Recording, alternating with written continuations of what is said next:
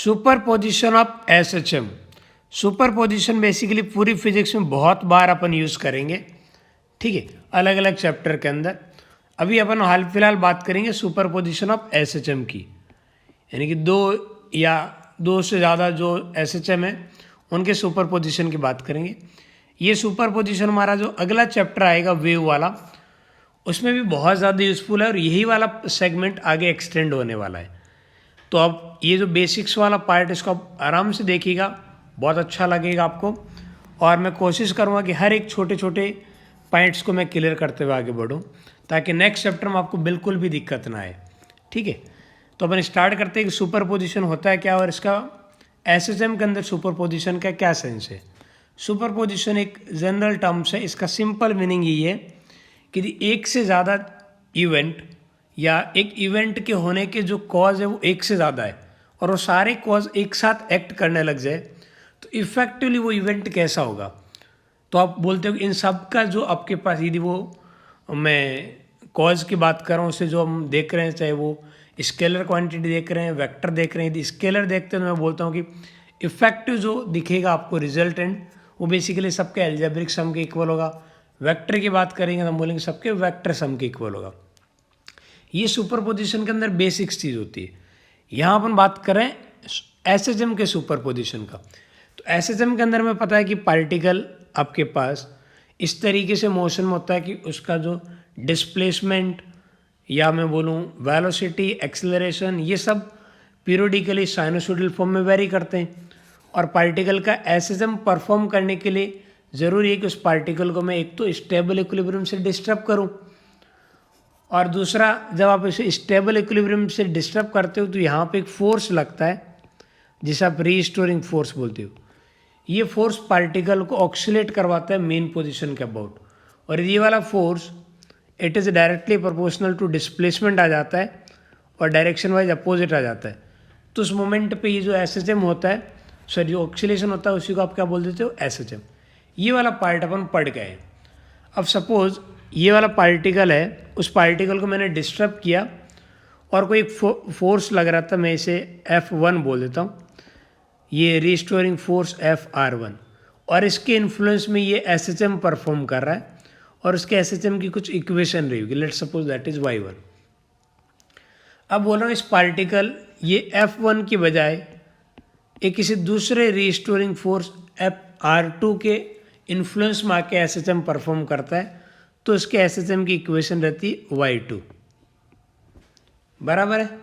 और यदि बोलूँ कि ये दोनों फोर्स एक साथ एक्ट करने लग जाए, यानी कि पार्टिकल इस तरीके से मोशन कर रहा है under the influence of this restoring force 1 as well as restoring force 2, तो जो इफेक्टिव मोशन होगा, तो आप उस इफेक्टिव मोशन को बोल सकते हो कि इन दोनों का जो आपके पास दोनों की वजह से जो मोशन होगा उनके सम के इक्वल रहेगा।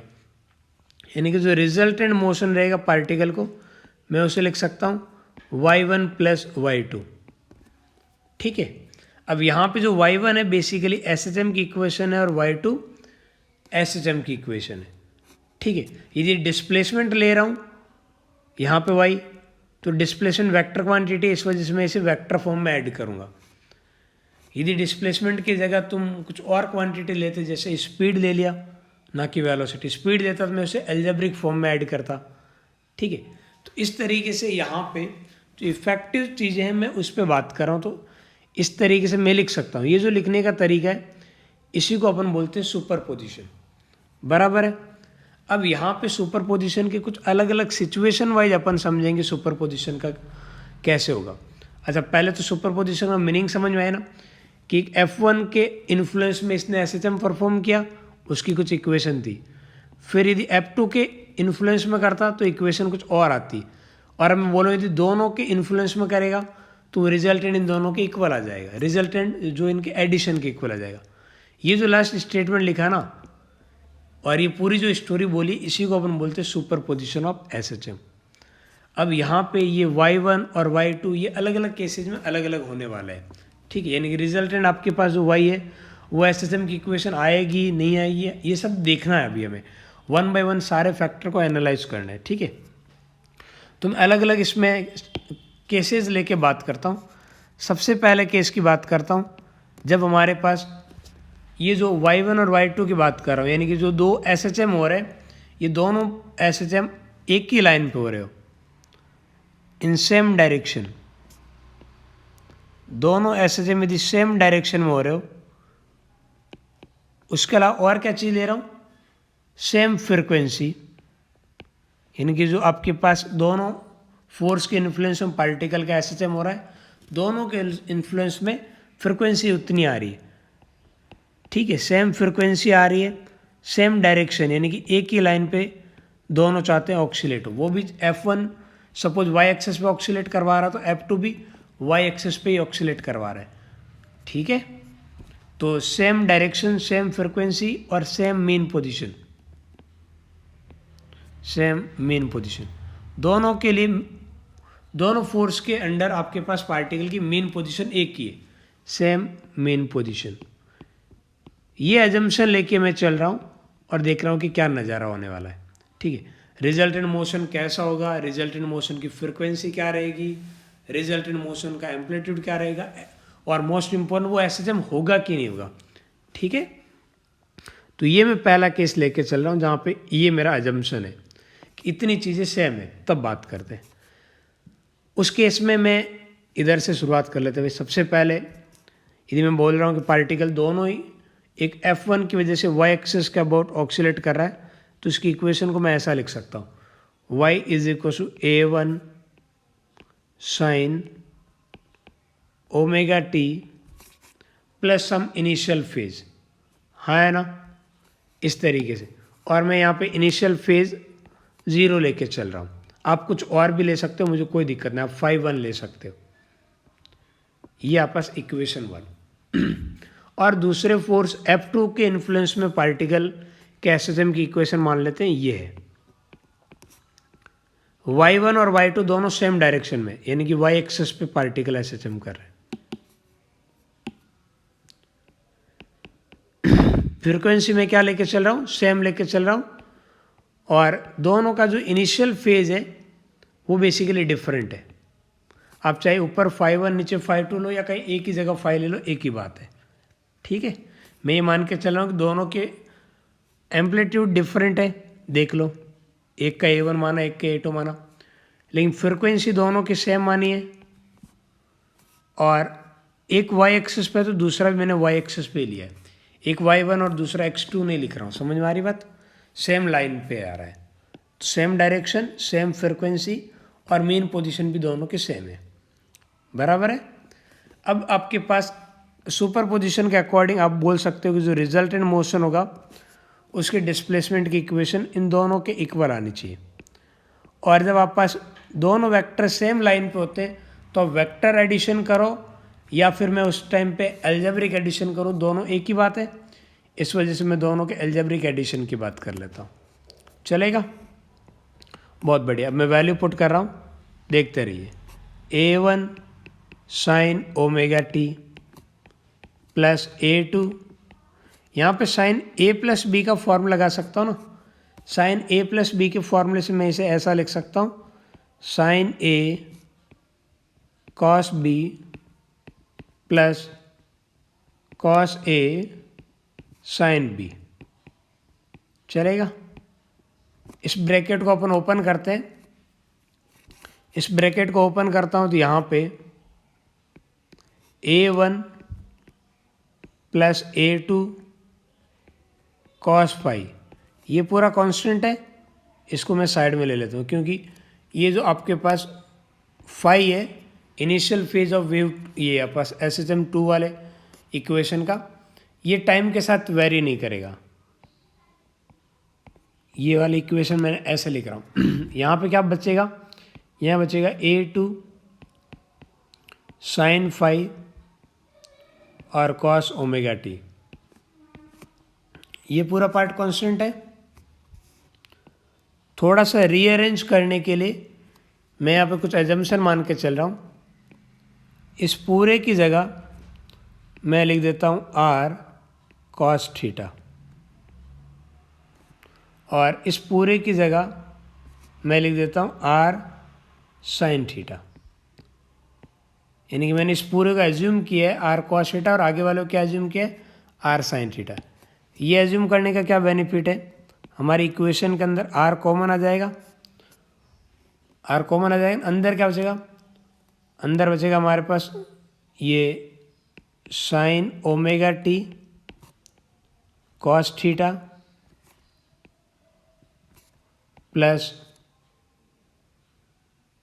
Sine theta cos omega T. ये फिर से साइन ए प्लस बी का फॉर्मूला बन गया, इस वजह से मैं लिख सकता हूँ y किसकी इक्वल आएगा r sign omega t plus theta. ये जो हमारे पास आ रही है ये बेसिकली एक एसएचएम की इक्वेशन है नहीं, यानी कि जो रिजल्टेंट मोशन होगा वो हमारे पास एसएचएम होगा और उसी लाइन पे होगा जहाँ दोनों फोर्स आते हैं, ठीक है। तो रिजल्टेंट इक्वेशन एसएचएम की आएगी और रिजल्टेंट फ्रिक्वेंसी उतनी ही रहेगी जितनी पहले थी, पार्टिकल अभी भी सेम फ्रिक्वेंसी के साथ ऑक्सीलेट करेगा, यानी कि टाइम पीरियड चेंज नहीं होगा, बराबर है। हाँ, लेकिन क्या चेंजेज हो जाएगा, चेंजेज हो जाएगा एक हमारे पास एम्पलीट्यूड का, एम्पलीट्यूड चेंज हो जाएगा, दूसरा क्या चेंज हो जाएगा, दूसरा हमारे पास इनिशियल फेज, इनिशियल फेज ये पूरा फेज होता है और जैसे फेज में टी जीरो पुट करते हो तो ओमेगा टी प्लस थीटा की वैल्यू सिर्फ थीटा बचती है, जिसे हम बोलते हैं इनिशियल फेज। अब देख लेते हैं कि ये जो नया वाला रिजल्टेंट एम्पलीट्यूड है वो कितना है और इनिशियल फेज थीटा कितना है, ये दोनों कैलकुलेट करते हैं। इन दोनों की कैलकुलेशन वहीं से स्टार्ट होगी जहाँ से अपने एजम्पशन लिया था। कैसे, मैंने आर साइन थीटा किसको माना था, आर साइन थीटा माना है ए टू साइन फाई को, और आर कॉस थीटा किसको माना है, आर कॉस थीटा अपन माना है A one plus A two cos phi को। तो इन्हीं दो इक्वेशन से आंसर आने वाला है। इन दोनों से एक काम करता हूँ, दोनों को मैं डिवाइड करता हूँ, जैसे ही डिवाइड करूँगा आपके पास टेन थीटा आ जाएगा।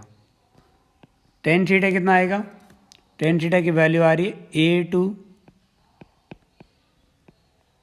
Sign phi divide by A one plus A two cos phi. वैसे रिजल्ट कुछ देखा देखा लग रहा होगा, यदि आपको याद है तो ये वेक्टर एडिशन में भी कुछ ऐसा ही रिजल्टेंट आता है। यदि दो वेक्टर आप पास ए और बी गिवन होता है तो जो रिजल्टेंट वेक्टर है वो किसी एक वेक्टर के साथ एंगल बनाता है तो ये नज़ारा होता है, ठीक है।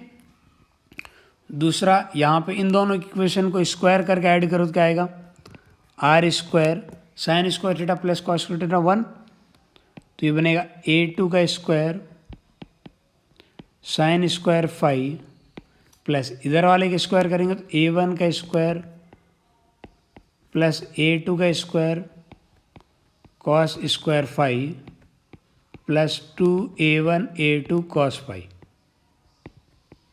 ये बनेगा। तो यहाँ से आर स्क्वायर को मैं ऐसा लिख दूँ ना, a1 का स्क्वायर प्लस a2 का स्क्वायर, इन दोनों से जैसे ही मैं a2 का स्क्वायर कॉमन लूँगा sine square five plus cos square five 1 हो जाएगा, 2 times a1 a2 cos five. मुझे पता थोड़ा सा ही बोरिंग सा लग रहा होगा क्योंकि पूरा मैथमेटिकल पार्ट है, ठीक है, लेकिन इसके फिर न्यूमेरिकल वगैरह देखेंगे तो आपको अच्छा लगेगा। तो ये हमारे पास रिजल्टेंट एम्पलीट्यूड का ये रिलेशन रहेगा। अच्छा, इन सारी चीज़ों को यदि आप आगे से देखें तो हमें ये सब करने की ज़रूरत नहीं। आगे से हम इसे फ्यूचर पॉइंट ऑफ व्यू से बात करें तो मैं ये सब दोनों रिजल्ट को देखते हुए बोल सकता हूँ ये तो कुछ वैसी हालात हो रही है जो हमारे वेक्टर एडिशन में होती थी, ठीक है। बस डिफरेंस क्या आ रहा है, यहाँ पे जो दो एसएचएम की इक्वेशन है ना, एसएचएम की इक्वेशन का जितना आपके पास एम्पलीट्यूड है उसका वेक्टर का मैग्नीट्यूड मानिए, और ये जो अंदर है ओमेगा टी प्लस जो भी साइन के अंदर आएगा, ये पूरा होता है हमारे पास फेज। और इन दोनों फेज का जो डिफरेंस रहेगा वो बेसिकली दो वेक्टर के बीच के एंगल की तरह ट्रीट करो। यहाँ से देखो, एक वेक्टर A1, दूसरे वेक्टर के न्यूमेरिकल वैल्यू यानी मैग्नीट्यूड A2, दो वेक्टर बनाऊँ मैं, यानी कि यही प्रॉब्लम में यदि ऐसे बना देता, एक वेक्टर इधर की तरफ A1 और एक दूसरा वेक्टर इधर की तरफ A2, ठीक है, और दोनों के बीच में एंगल ले लेता मैं 5, तो जो रिजल्टेंट वेक्टर आता इधर की तरफ R, और ये रिजल्टेंट वेक्टर R A1 के साथ थीटा एंगल बनाता, तो इस R और थीटा की जो वैल्यू है ना, वो बेसिकली इसी फॉर्मूले से आती। जैसे वेक्टर एडिशन करते हैं ना, वैसे इन दोनों को अपन ऐड कर सकते हैं, कोई बुराई वाली बात नहीं है। जैसे वेक्टर एडिशन होता है ना, बिल्कुल यहाँ पे वैसा ही एडिशन हो जाएगा ना। ये जो हमारे सॉल्व करने का तरीका है ना, इसे अपन बोलते हैं फेजर डायग्राम। ये हमारा क्या है, ये बेसिकली मैंने फेजर डायग्राम बनाया है, यानी कि मैं यहाँ पे एसएचएम की इक्वेशन को वेक्टर बना के सॉल्व कर रहा हूँ। ये जो सॉल्व करने का तरीका है, इसे आप फेजर डायग्राम या फेजर मेथड बोलते हो, बराबर है। अच्छा, वेक्टर में यहाँ पे कुछ स्पेशल रिजल्ट आपको याद होगा। स्पेशल रिजल्ट क्या रहता है कि सपोज दो वेक्टर जिनका मैग्नीट्यूड इक्वल हो, एक का A और दूसरे का भी A, दोनों यदि सेम डायरेक्शन में आते हैं तो रिजल्टेंट कितना रहता है, और दोनों के बीच का एंगल 60 डिग्री आ जाए तो हमारे पास रिजल्टेंट कितना रहता है, दोनों के बीच का एंगल 90 डिग्री आ जाता है तो रिजल्टेंट कितना रहता है। ये सब अपन वेक्टर में पढ़ चुके हैं। दोनों आपके पास एक वेक्टर 90 डिग्री पे तो रिजल्टेंट कितना रहेगा, दोनों वेक्टर जिनका मैग्नीट्यूड इक्वल है, दोनों के बीच का एंगल यदि 120 हो तो रिजल्टेंट कितना रहेगा, दोनों के बीच का एंगल 180 हो तो रिजल्टेंट क्या रहेगा। ठीक है, यहाँ मैंने बहुत सारी सिचुएशन एक साथ बताई है, ठीक है, सिर्फ दो वेक्टर की बात कर रहे हैं। पहले में मैं बात कर रहा हूँ, यदि ये दोनों वेक्टर लूँ, एक तो ये वाला और दूसरा ये वाला लाइट कलर वाला, तो रिजल्टेंट कितना रहेगा, तो रिजल्टेंट रहेगा √4 टाइम्स A, जिसे आप लिख सकते हो 2 टाइम्स A। यदि एक वेक्टर ये है और दूसरा वेक्टर इधर, यानी कि दो वेक्टर इक्वल मैग्नीट्यूड के 60 डिग्री पे होता है, तो रिजल्टेंट √3 टाइम्स A। 90 डिग्री पे होता है, एक वेक्टर इधर और दूसरा इधर 90 डिग्री, तो रिजल्टेंट आता है √2 टाइम्स A। ये आता है 120 पे होता है तो √1 टाइम्स A,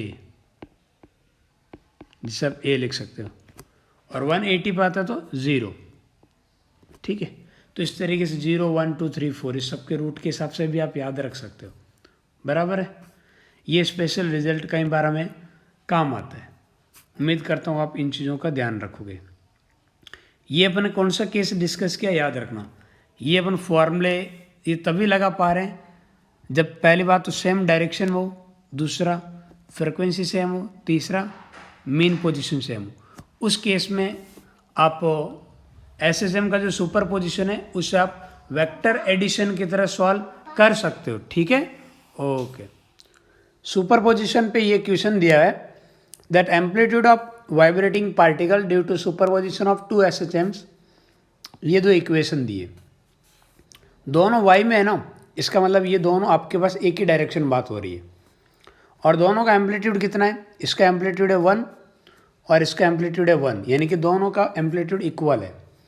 और दोनों के बीच का फेज डिफरेंस देखोगे तो ये ओमेगा टी प्लस π/3 और ये ओमेगा टी, इक्वल फ्रिक्वेंसी है लेकिन एक फेज डिफरेंस है π/3 का।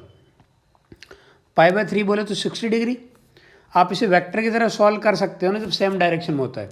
तो दो वेक्टर जिनका मैग्नीट्यूड इक्वल है 60 डिग्री पे, तो रिजल्टेंट कितना होता है, रिजल्टेंट होता है हमारे पास √3 टाइम्स किसी एक का मैग्नीट्यूड।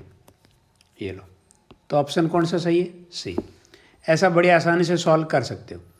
एक और प्रॉब्लम देखो, 2 सिंपल हार्मोनिक मोशन y1 और y2 गिवन है, दोनों सेम डायरेक्शन में ना, दोनों का एम्पलीट्यूड अभी भी इक्वल है ए, एक साइन ओमेगा टी है, दूसरा कॉस ओमेगा टी है। तो किसी दूसरे को आप कॉस को साइन में कन्वर्ट करोगे या साइन को कॉस में कन्वर्ट करोगे, उसके बाद में आप फेज डिफरेंस की बात करोगे, और साइन और कॉस के बीच का फेज डिफरेंस कितना आएगा 90 डिग्री। तो दो वेक्टर इक्वल मैग्नीट्यूड के 90 डिग्री पे, तो रिजल्टेंट आपके पास मैग्नीट्यूड कितना आ जाएगा, वो आ जाएगा √2 टाइम्स। तो ये रिजल्टेंट मैग्नीट्यूड है। आपको बोला कि टोटल मैकेनिकल एनर्जी कितनी होगी। टोटल मैकेनिकल एनर्जी हमारे पास मैक्सिमम काइनेटिक एनर्जी की इक्वल लिख सकता हूँ या मैक्सिमम पोटेंशियल एनर्जी के लिए इक्वल लिख सकता हूँ। मैक्सिमम काइनेटिक एनर्जी तो ½ mv max का स्क्वायर चलेगा, 1/2 m। मैक्सिमम स्पीड कितनी होती है, वो होती है a ओमेगा, यानी √2 टाइम्स a मल्टीप्लाई ओमेगा, इस पूरे का स्क्वायर। तो ये कितना बनेगा, ये बनेगा m a² ओमेगा स्क्वायर, √2 का स्क्वायर 2 और 2 से 2 कैंसिल आउट। तो ऑप्शन बी करेक्ट। ठीक है, बहुत ही आसान वाली प्रॉब्लम होगी, आपको देख के पता चले। बस इतना सा ध्यान रखना, ये जो वेक्टर की तरह सॉल्व कर रहे हो ना, इसमें ये आपस दोनों एसएचएम की जो इक्वेशन है ये एक ही डायरेक्शन में होनी चाहिए, दूसरा दोनों के लिए मीन पोजीशन सेम होनी चाहिए, और थर्ड फ्रीक्वेंसी इक्वल होनी चाहिए। ठीक है, तभी आप ये बातें कर पाओगे, अदरवाइज आप नहीं कर पाओगे। ठीक है, बहुत बढ़िया।